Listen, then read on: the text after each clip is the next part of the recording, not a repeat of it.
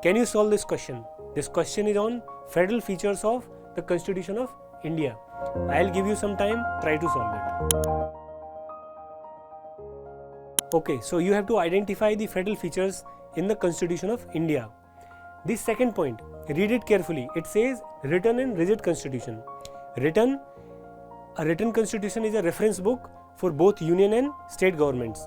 If there is a dispute, they can go back to it. So yes, it is a federal feature. Rigid constitution, yes, it gives a restriction to the union government that you cannot amend it by your wishes. So rigid constitution is also a part of federal structure.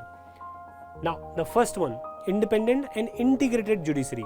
This should be kept in mind. Independent, yes, it is a part of federal feature, but integrated, no, because integrated judiciary makes it unitary feature.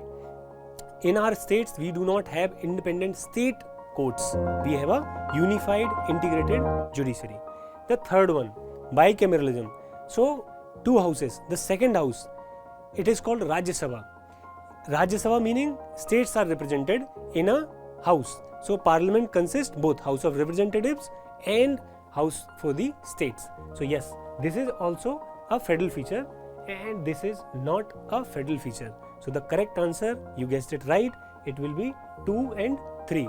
All those you have marked C as your option, congratulations. For more such discussions, please follow our channel. Thank you.